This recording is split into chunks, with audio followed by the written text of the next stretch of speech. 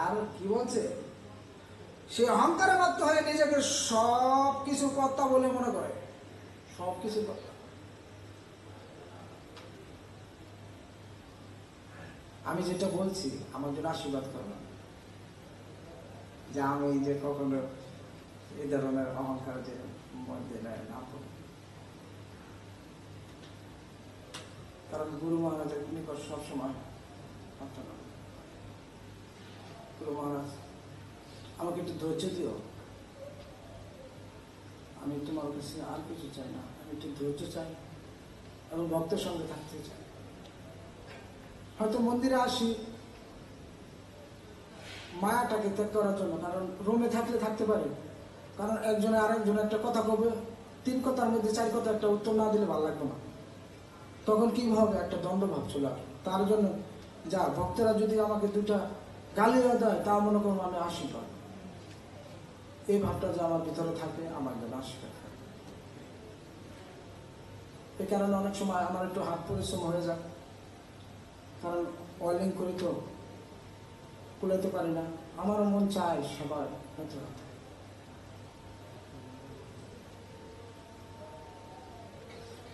সে জানে না যে তার দেহের মাধ্যমে যে সমস্ত কার্য সাধিত হচ্ছে, মানে সে জানে না।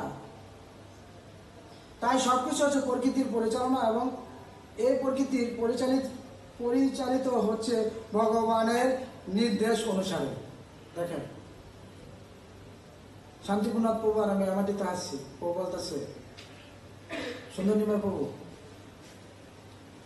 যখন এ বসুদেব ভগবান শ্রীকৃষ্ণ কোথায় জন্মগ্রহণ করছে, প্রভু বলতেছে, প্রভুর সাথে এখন চেষ্টা করি সবসময় একটু সংযোগ রাখার জন্য, কারণ কারো অনুগতি ছাড়া কোনো কিছু করা সম্ভব না।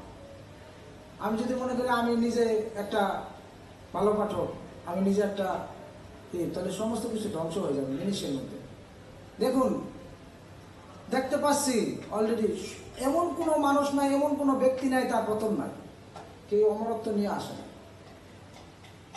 তখন প্রভু বলতে সুন্দরনিমা প্রভু, এই বসুদেব যখন ভগবানের নিকট প্রার্থনা করেন, সর্বাঙ্গে শরণাপন্ন হন, তখন ভগবান যখন তার হাতের মুঠে চলে আসেন, তখন কি করেন, যারা ছিলেন তারা ঘুমিয়ে গেছেন আর তার শিকল খুলে গেছে। দেখেন এ কেন বলছে, কৃষ্ণ বলে সেই জীব অনাদি বহিমুখ, অতএব মায়া তারা দেয় সংসারের দুঃখ। যে কৃষ্ণকে ভুলে গেছে তারা মায়া এরকম ধরে ঝাপুটিয়া করে। কৃষ্ণ বহিমুখে ভগবান চা করে, নিকট স্থলে মায়া তারা ঝাপটিয়া করে। আর যেইনি বসুদেব কৃষ্ণকে ছেড়ে দিচ্ছেন, আবার পুনরায় তার শিকল বাধা হয়ে গেছে। প্রভু সুন্দর একটা পয়েন্ট।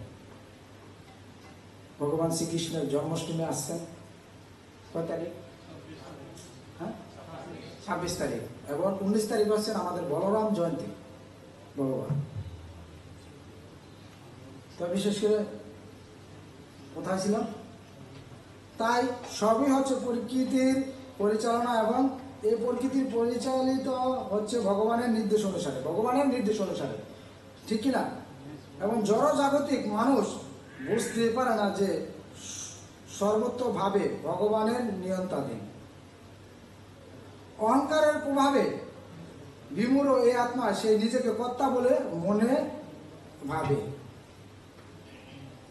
কারণ আমাদের বিশেষ করে বলছে সে স্বাধীনভাবে কর্ম করে চলছে, তাই সমস্ত কৃতিত্ব সে নিজে গ্রহণ করে।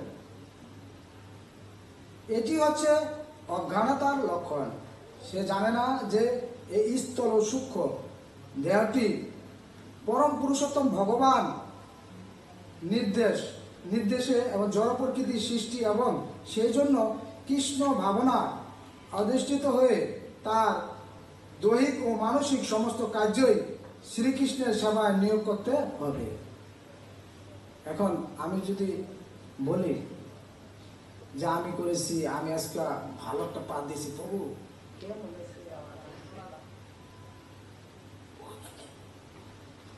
তাহলে কি হবে? এটা অটোমেটিক চলে আসবে। আর যাই কিছু করছি আলোচনা, সেটা হচ্ছে কি প্রভুপাদ, গুরুদেব এবং ভগবানের অশেষ কৃপাতে। কারণ সে কথাটা এখানে তুলে ধরছে, দেখছেন কত স্পষ্টভাবে।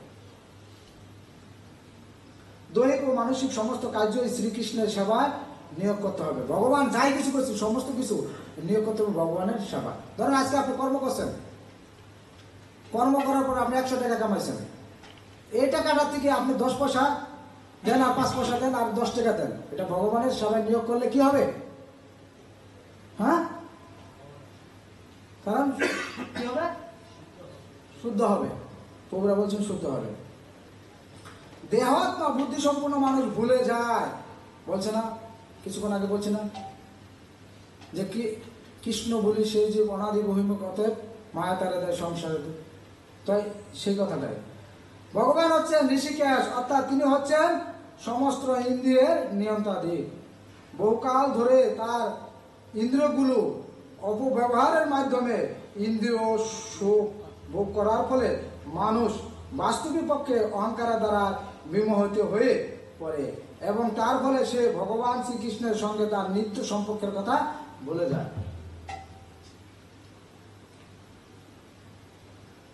কারণ আজকে আমি বাড়িটা করছি, আজকে আমি ফ্ল্যাট কিনছি, আমার এত এত আছে, এই ব্যাংক ব্যালেন্স আছে, এগুলার কারণে কি হয়? একটা অহংকার সৃষ্টি, অহংকার সৃষ্টি হয়। তখন কি হয়? আমরা সহজেই কৃষ্ণকে ভুলে যাই। তাহলে কৃষ্ণকে যদি না ভুলতে চাই, তাহলে আমাদের কি করে নিও বলুন? কি করতে হবে? সর্বদাই হরে কৃষ্ণ হরে কৃষ্ণ কৃষ্ণ কৃষ্ণ হরে হরে, হরে রাম রাম রাম হরে। যে বলছে কলিকালে ধর্ম হয় নাম সংকীর্তন, চার যোগে চার ধর্ম জীবরে কারণ। বলছে কলিকালে ধর্ম হয় নাম সংকীর্তন। কলিকালে একটাই ধর্ম হচ্ছে, সেটা নাম সংকীর্তন। আমাদের সর্বদা নাম করতে হবে এবং কৃষ্ণ নিকট প্রার্থনা করতে হবে। এখন বলুন প্রভু, আপনি তো এই খালি নাম আর নাম করছেন আর খালি বলতেছেন যে এই ধর্ম করতে হবে, তো প্রভু কর্ম করতে হবে না? এই কর্মের মাধ্যমে থেকেই এই ধর্ম করতে হবে। প্রতি জন্মে জন্মে আমরা পিতা মাতা পাইছি, কি ধর্ম কি পেয়েছি? হ্যাঁ, ধর্ম তো পাই। তাই একটা ভজন করবো, যা যা শ্রীমদ ভগবত গীতা যথাযথ কি